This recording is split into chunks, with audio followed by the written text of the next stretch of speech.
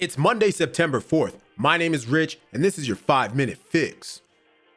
Welcome to the 5-Minute Fix, where we take stories from pretty much anywhere about pretty much anything and try to get to you in 5 minutes or less. Today, we're talking about the flooding of Black Rock City, Nevada, which happens to be the host for one of North America's biggest music festivals, Burning Man. A little bit of backstory with the music festival. Burning Man has been held annually since 1986 and received tens of thousands of attendees each year from around the world. The festival features art installations and music and prioritizes an off-grid experience for attendees. The last time more than a week-long event was hit with rain was 2013, when abrupt storms brought rain and hail to Black Rock City and left some 165 burners stranded. Though the wet weather did not persist for as long as it has during this year's installment of Burning Man. So that just gives you a little background about the festival itself. We're talking about some heavy rains in an area that is pretty much clay for the most part. Clay, mud, dirt, whatever the hell you want to say. It's not cement. And this isn't really something that you can really anticipate over the last few days. There's been people trying to get out. We got video of Diplo and Chris catching a ride on the back of a pickup truck. So here we see this video. For sure, Chris is going to have a huge bit in his next special about Burning Man, because he was really bizarrely scared of what was going to happen. He thought there was going to be cannibalism, and a day later, people were going to run on our camp and steal our stuff. He had his New York Knicks jacket on, and he just got up with us and started walking. And we walked about 3 hours in the mud. Some kid my God, and said, "Hey, I'll give you a ride for the next 2 miles." And we gladly took it. And then we found some hippies in the street that had a Sprinter van, and we said, "Hey, we'll give you $1,000 and we'll Venmo you if you take us to the airport." And he had some beers, and we just got in the back of the car. We just drove for 3 hours and listened to some Neil Young. Somehow I made the flight, and I made the show. I have no idea how it happened, but then went to my show in DC and had a great time.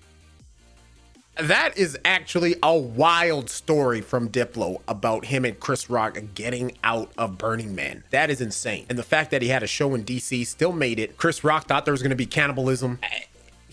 You can't make this shit up. So let's take a look at a story real quick here about an update from today. Burning Man organizers lift driving ban after heavy rains left the event smothered in mud and trapped thousands. Hundreds of trucks, RVs, and other vehicles are journeying out of the Burning Man festival grounds after heavy rains trapped tens of thousands of people in the makeshift city and surrounded them with ankle-deep mud too thick to drive in. Event organizers officially lifted a driving ban Monday afternoon and said exodus operations have officially begun in Black Rock City, the city that's erected annually for the event. The exodus operations.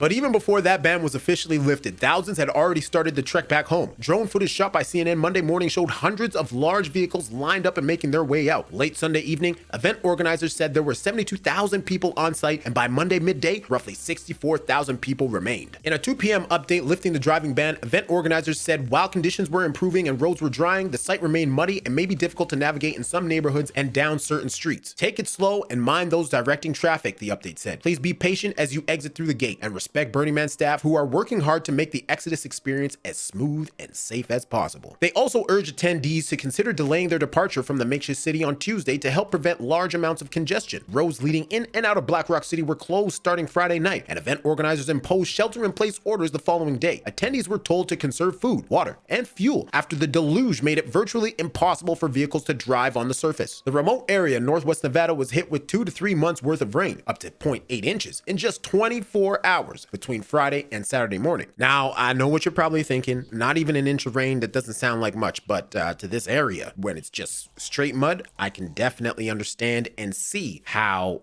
this could be a tumultuous situation. Sunny and dry conditions over western Nevada on Monday will allow significant improvement to the muddy conditions at the Burning Man Festival, CNN meteorologist Dave Hennon said. Temperatures were expected to hit a high of 75 degrees in the area. Festival goers accustomed to braving the Nevada desert's extreme heat instead contended with rain and mud all over the weekend, rationing supplies and dealing with connectivity issues. When the mud trapped many at the site, attendees began offering food and shelter to those who needed it. Festival goer Jillian Bergeron told CNN on Sunday, quote, "Most of the folks out here that go somewhat regularly, they certainly made the best of it," Bergeron said. "It's a great community. People were helping each other, offering food and water and shelter to those who needed it. If anything, I think it probably made the core community stronger." Bergeron also saw people begin to grow concerned. There were certainly some people that were absolutely beside themselves and that were asking if their tickets would be reimbursed. They were missing their flights, she said. It kind of just depended on their level of experience experience out here, their level of comfort out there, and potentially wherever they had to be come Monday or Tuesday morning. So that's a pretty quick rundown here of the Burning Man Festival. Obviously, this is a situation that is still ongoing. I guess there was also some sort of video talking about Ricky Lake and her husband, shout out to Daytime TV as a child, also being stuck trying to find a way out, and I believe themselves hitching a ride on the back of a pickup truck as well. I must add, at the beginning of the festival, or a few days before the festival was set to start, there were some climate change protesters blocking the road.